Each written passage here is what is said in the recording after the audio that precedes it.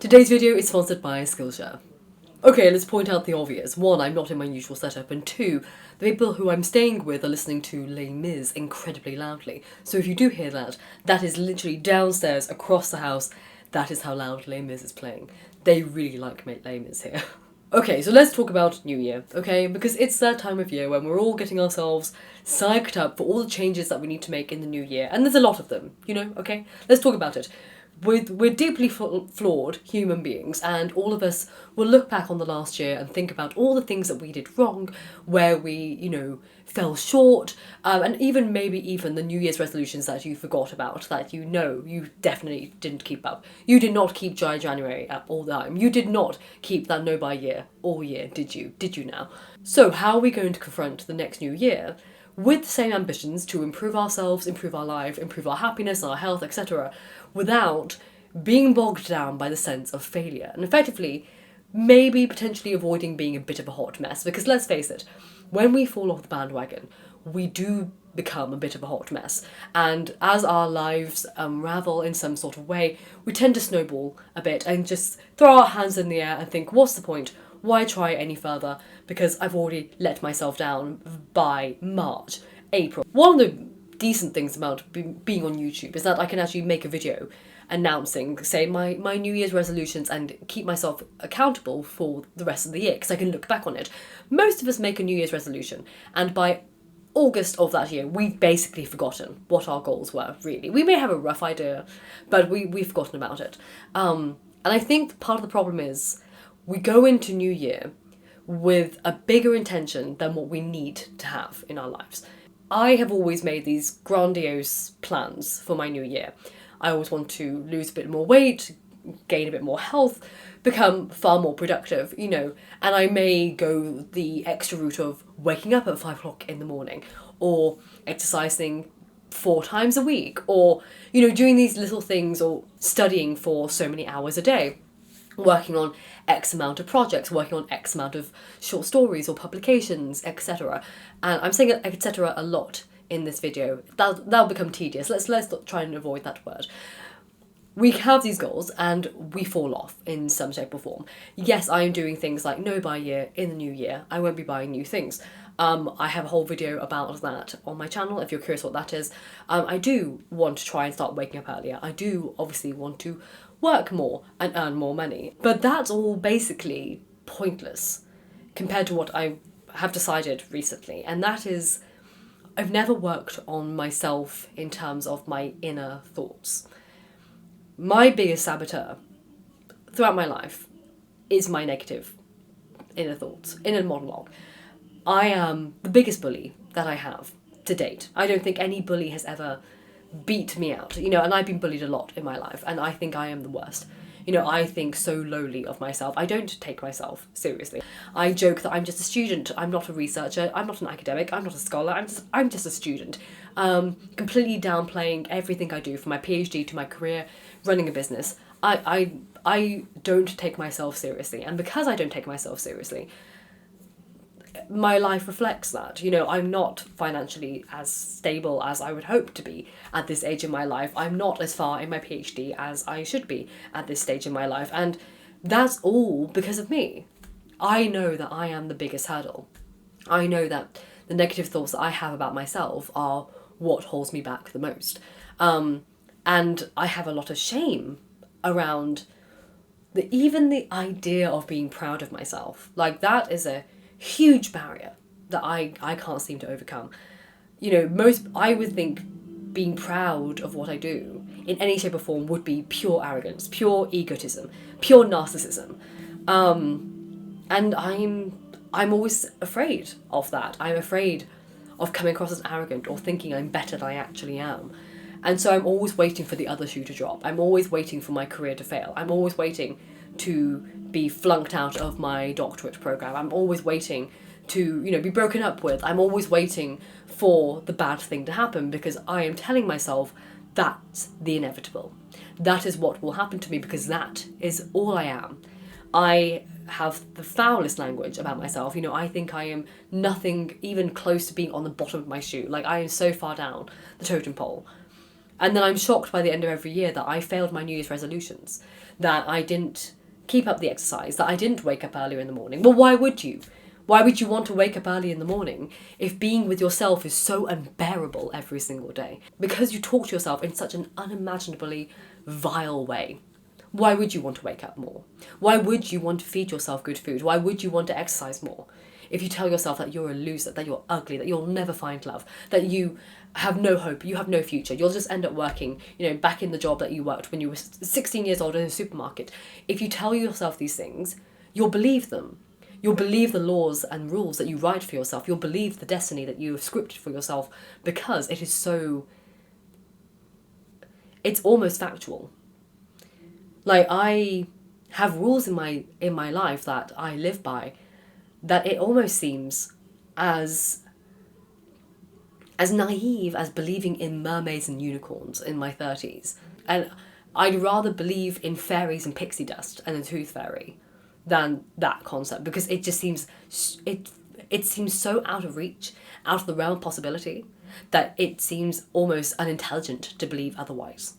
That's how little faith I have in myself and my ability to go forward in life. Like, the idea that I can finish something like a PhD, that I can succeed with my career, that I can have a successful book one day. Ridiculous. Actually ridiculous. And if you have that attitude about yourself in life, then no wonder when New Year's comes around and you have these heartfelt, lofty goals about who you're going to be, if you fundamentally are a horrific bully to yourself in your head, no wonder you fall off the bandwagon. And no wonder you find yourself here, watching a video like this every New Year, thinking, why can't I be like that person? Why did I fail? Why do I let myself down? Why am I such a loser? Why am I so pathetic? It's because we tell ourselves that. And we believe it. Because we're not just convincing, we think we're speaking the truth. We are so convinced by our own narratives that it would seem so foolish and so ignorant to think otherwise. So I'm facing my ignorance in the new year. But before I tell you how I'm going to face my ignorance in the new year, let me talk to you about Skillshare, which is a fantastic sponsor of today's video, and it's really poignant because if you're someone like me who's trying to change your career in the future and turn passion like this, my passion is creativity and writing, into a paycheck, then Skillshare is definitely someone that you should invest in the new year. Skillshare is an online learning community with thousands of online classes and members who come together to find inspiration and take the next steps in their creative journey. From classes on productivity, illustration, graphic design, photography, music and marketing, Skillshare has thousands of engaging classes taught by world-class creative professionals who have turned their passions into paychecks. Whether you want to build a subscriber base for your email newsletter, use AI tools to increase your productivity, or open your first Etsy shop, Skillshare can help you get there. If you want to streamline your creative projects into a new year, then you should definitely check out the gloriously charming Ashante Bean's class on how to use Notion as an online creator. She has seriously inspired me to rearrange my Notion pages and optimize my workflow and stay on top of my YouTube channels. And also, who doesn't love talking about dorky productivity? Like, everyone loves talking about dorky productivity. So if you are looking to improve your life in the new year, particularly professionally, and create, your passion projects and turn them into something bigger, then click my link in the description box down below. The first 500 people to click the link will get 1 month free trial of Skillshare. So I hope you enjoy it. Now let's talk about how I am planning on changing my mindset. It's going to be 365 days of documenting how toxic I am to myself. And it's kind of intense. It's incredibly intense. Every time I have a negative thought, I plan on documenting it, either in the notebook or on my phone, and then later put it in my notebook. And by the end of the year, I plan on having a project of my negativity notebook, which will have documented as many as I possibly can remember negative thoughts that I've had about myself, from everything from calling myself a loser and a failure with no hope and future and ugly, overweight, whatever I call myself when I'm putting myself down. That is going in the notebook. And at the end of the day, I have to reflect upon that notebook and counteract it, even if I don't believe what I'm counteracting. So even if I think I'm a loser who has no future in academia, no future online, I'll never earn X amount of money, whatever that may be, I have to say the opposite of that thing and write it down. say it and write it down. And the next day I do it again. And I'm going to do this every single day until, hopefully, one side of the page, the negativity page, will dwindle down and the positivity page won't be as necessary anymore. The goal is to only write 3 positive things about myself a day. But that should be self-inspired, not inspired by negativity. So I have to write all my negative thoughts down on one side of the page and counteract every single one of those negative thoughts. And then counteract every single one of those negative thoughts with a positive thought, and then add 3 more. So at the end of every day, I should be outweighing my negativity by +3. And hopefully, I'll get so sick of the task of having to counteract every negative thought that the negative thoughts will start dwindling down to make the task of writing positive things easier for myself. Basically, I want to make negative thinking incredibly unappealing to me by making it a task and a half, and making my life easier by not thinking and speaking negatively about myself.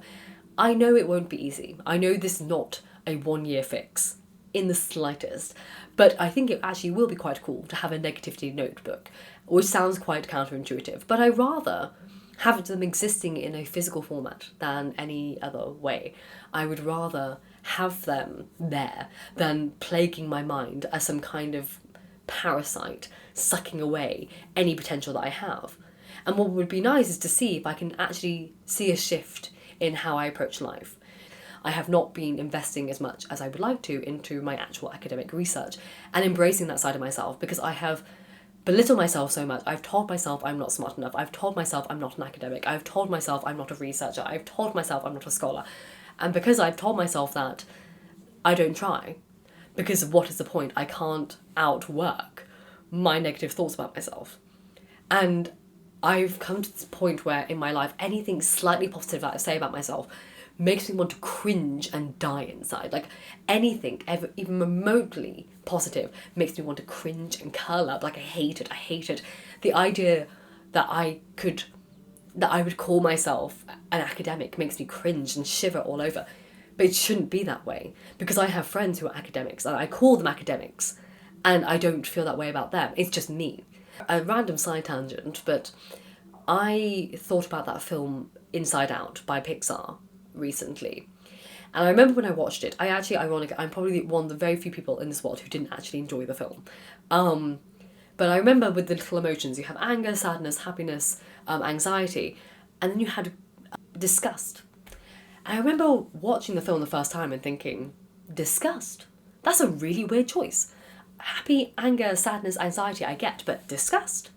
That doesn't seem like an emotion. And I was like, I don't think I feel disgust about anything, but I thought it was such a harsh word. And I couldn't think of anything that I was disgusted by in life. And it was only recently I had the epiphany that I realised I disgusted me the most. The reason I didn't feel disgust for other things was because I primarily was my focus of disgust. I was disgusted by everything I did, everything I saw, everything I spoke, like everything about me I was disgusted by. And I never realised that was the emotion I felt when it came to shame. And that was a massive wake-up call recently. And my goal of next year is, yes, to improve my health, yes, to improve my business, yes, to improve my PhD. But primarily I'm going to do that by lowering the degree of disgust I feel for myself. And I think that in of itself will help the other doors open. I don't think many people talk about that as a New Year's resolution. It's the relationship we have with ourselves and identifying how we actually feel about ourselves. And I think it's not a universal feeling, but I think a lot of us who suffer with low self-esteem and low confidence may identify with actually feelings of disgust for ourselves more than anything. And it's a hard pill to swallow. And it was really hard for me to come to that realization recently. But just those moments of realising where you feel disgusted about yourself and tackling that first over the dry January or not having sugar for so many days or all these little other kind of external changes that you want to make, do them. But realise they may have to come secondary to the changes of disgust you may have for yourself or whatever other emotion you may have. You may have some real feelings of anger towards yourself. Whatever that may be, that's what you need to address first. And that would be my advice on how to not be a hot mess in the new year.